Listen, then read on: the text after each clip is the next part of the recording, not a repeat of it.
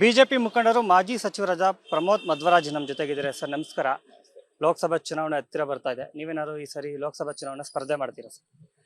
ನಾನು 6 ತಿಂಗಳ ಹಿಂದೆನೆ ಬಹಿರಂಗವಾಗಿ ಪತ್ರಿಕಾಗೋಷ್ಠಿ ಕರೆದು ಪಕ್ಷ ಬಯಸಿದ್ರೆ ಉಡುಪಿ ಚಿಕ್ಕಮಗಳೂರು ಲೋಕಸಭಾ ಅಭ್ಯರ್ಥಿ ಆಗ್ಲಿಕ್ಕೆ ನಾನು ಸಿದ್ಧನಾಗಿದ್ದೇನೆ ಅಂತಕ್ಕಂಥ ಮಾತನ್ನ ಹೇಳಿದ್ದೇನೆ. ಅದ್ರ ಜೊತೆಗೇನೆ ನನಗೆ ಕೊಡದೆ ಹೋಗಿ ಬೇರೆ ಯಾರಿಗಾದ್ರೂ ಕೊಟ್ಟರು ಕೂಡ ಅವ್ರ ಪರ ಕೆಲಸ ಮಾಡ್ತೀನಿ, ಮತ್ತೆ ನನಗೆ ಏನೂ ಸ್ಥಾನಮಾನ ಕೊಡದಿದ್ರು ಕೊನೆ ಉಸಿರಿರೋ ತನಕ ಬಿಜೆಪಿಯಲ್ಲಿ ಇರ್ತೀನಿ ಅಂತಕ್ಕಂಥ 2 ಘೋಷಣೆ ಅದ್ರ ಜೊತೆಗೇನೆ ಮಾಡಿದೆ.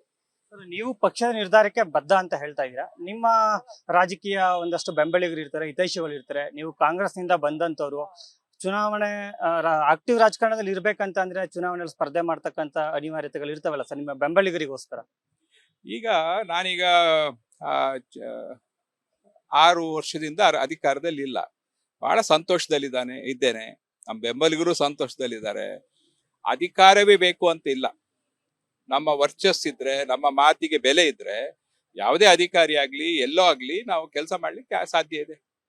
ಪಕ್ಷದ ನಿರ್ಧಾರಕ್ಕೆ ನೀವು ಬದ್ಧ ಅಂತ ಹೇಳ್ತಾ ಇದ್ದೀರಾ, ಆದ್ರೂ ನೀವು ಪ್ರಯತ್ನ ಮಾಡ್ತಾ ಇರ್ತಕ್ಕಂಥ ಪ್ರಯತ್ನಗಳು ನಡೀತಾ ಇದೆ ಸರ್ ಟಿಕೆಟ್ಗಾಗಿ ನಿಮ್ಮಿಂದ?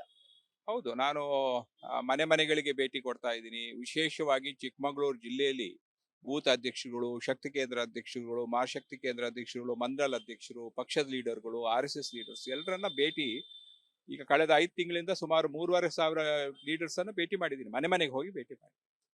ಸರ್, ಹಾಗೆ ಈ ಬಾರಿ ರಾಜ್ಯದಲ್ಲಿ ಕಾಂಗ್ರೆಸ್ ಇರ್ತಕ್ಕಂಥದ್ದು, ಹಾಗಾಗಿ ಹೆಚ್ಚು ಸ್ಥಾನ ಗೆಲ್ತೀವಿ ರಾಜ್ಯದಲ್ಲಿ ಅಂತ ಹೇಳ್ತಾ ಇದ್ದಾರೆ.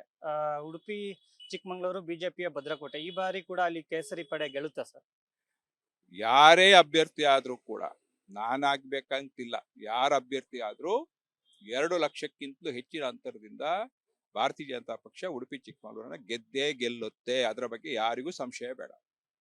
ಕಾಂಗ್ರೆಸ್ ಈ ಬಾರಿ ಕ್ಷೇತ್ರವನ್ನು ವಶಪಡಿಸ್ಕೊಳ್ಬೇಕು ಅಂತ ಸಾಕಷ್ಟು ಪ್ರಯಾಸ ಪಡ್ತಾ ಇದ್ದಾರೆ.